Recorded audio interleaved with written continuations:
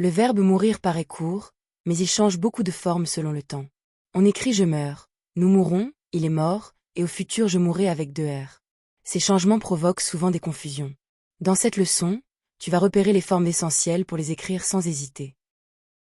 À la fin de la leçon, tu sauras conjuguer mourir aux temps les plus utiles.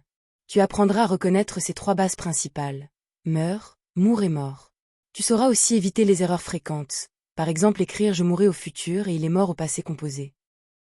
Mourir est un verbe du 3e groupe, donc il ne suit pas le modèle régulier de finir. Au présent, il alterne entre meurt et mourront. Cette alternance s'entend dans la prononciation.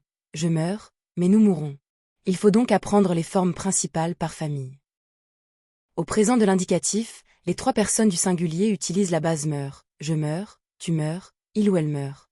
Avec nous et vous, on retrouve mourre, nous mourrons, vous mourrez. Avec il ou elle, on revient à meurt, qui se prononce comme meurt mais s'écrit avec ENT. Pour conjuguer mourir, procède toujours dans le même ordre. D'abord, repère le temps demandé, présent, futur, passé composé ou imparfait. Ensuite, choisis la bonne base, meurt, mourt, mourt ou mort. Enfin, ajoute la terminaison correcte et vérifie l'accord si tu utilises l'auxiliaire être.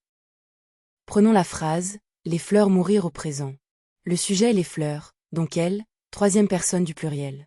Au présent, avec elles, on écrit meurt. La phrase correcte est donc, les fleurs meurent sans eau. Attention, le ENT final ne se prononce pas. Regardons maintenant le futur. Je mourir un jour, comme tout le monde. Au futur, mourir prend la base mour avec 2 R. On ajoute la terminaison et pour je. On obtient donc, je mourrai. Il ne faut pas confondre avec je mourrai, qui est à l'imparfait.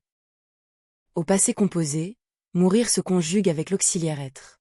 On dit, il est mort, elle est morte, ils sont morts, elles sont mortes. Le participe passé mort s'accorde donc avec le sujet. Par exemple, les plantes sont mortes après la sécheresse, avec a morte.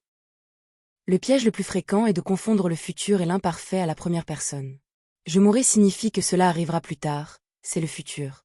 Je mourrai décrit une action dans le passé, c'est l'imparfait. À l'oral, les 2 formes peuvent se ressembler, mais à l'écrit, elles sont différentes. Premier exercice. Complète la phrase au présent de l'indicatif. Je ne veux pas que les fleurs mourir dans le vase. Transforme seulement le verbe mourir et garde le même sujet. Mets la vidéo en pause et essaie.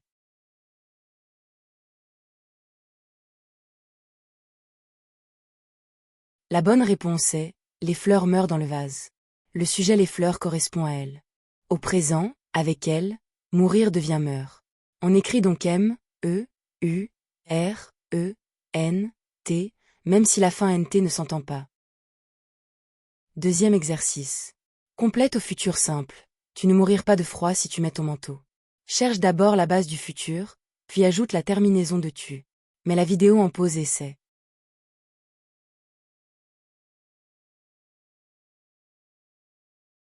La bonne réponse est, tu ne mourras pas de froid. Au futur, la base est mourra avec 2 R. Avec tu, la terminaison est a. On écrit donc mourra. Il ne faut pas écrire mourra avec un seul R, car ce n'est pas la forme correcte. Troisième exercice. Mets la phrase au passé composé, les feuilles mourir pendant l'hiver. Attention, le verbe mourir se conjugue avec être, et le participe passé doit s'accorder avec le sujet. Mets la vidéo en pause et essaie.